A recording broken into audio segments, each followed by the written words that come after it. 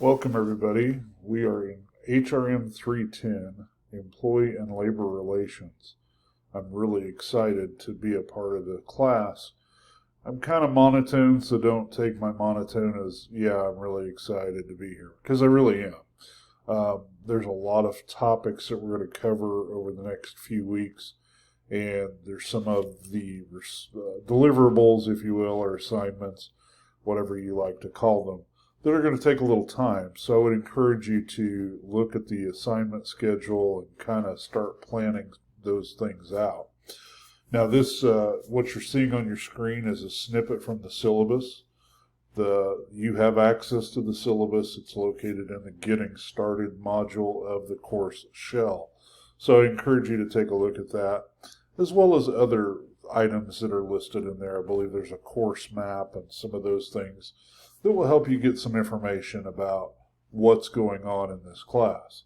So, from the perspective of the title, Employee and Labor Relations, it kind of gives you an idea. We're going to be talking about interacting with employees and or union organizations or labor organizations as a leader within your organization, because it's very much different than when you're a peer or a fellow employee on how you're going to deal with people. So kind of set yourself back that you may not be in that role currently, but obviously you want to get there, and that's a great opportunity for you to prepare for that.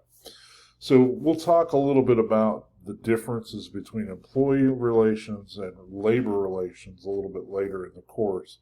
This is just a quick introduction and talk about some of the things that are coming up. So you can see some of the deliverables here, particularly week 1.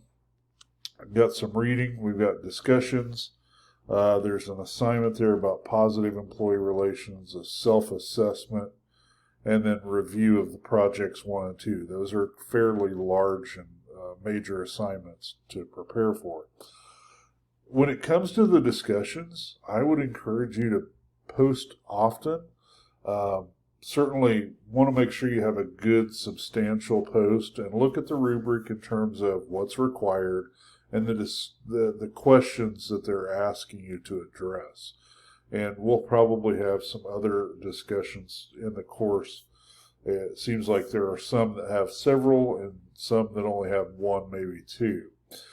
But discuss that, engage with your peers.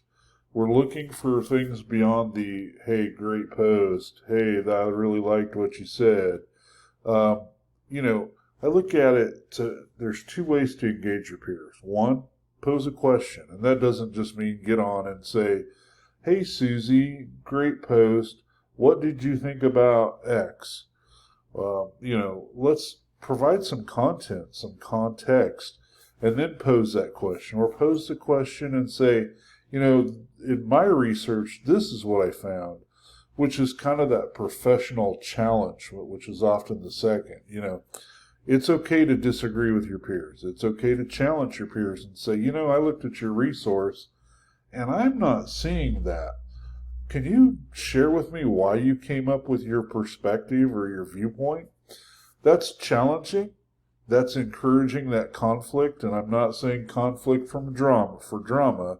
I'm saying conflict for expanding the learning, expanding the topic.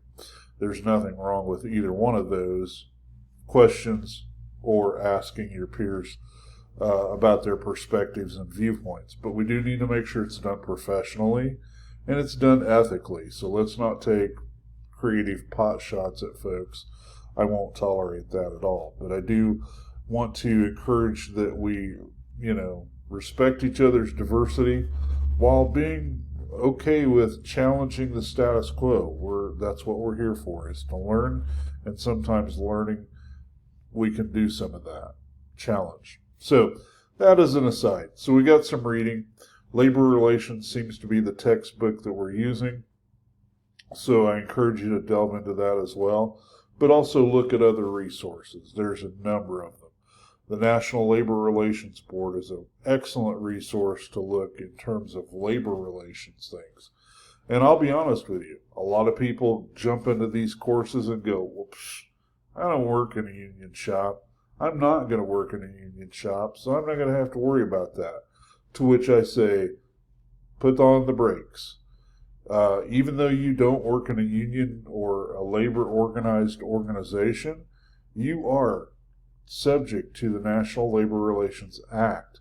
There's a number of areas that you are covered by that, even though you may not have any unionized employees in your organization. So you also probably need to know from the employee relations perspective on some tactics, if you will, to help avoid unionization. Because most of the time, if your employees are going out to seek a union, it's because they don't feel like management is communicating with them, or they're open to the exchange of ideas and communication. So we're going to talk about that a little bit as well.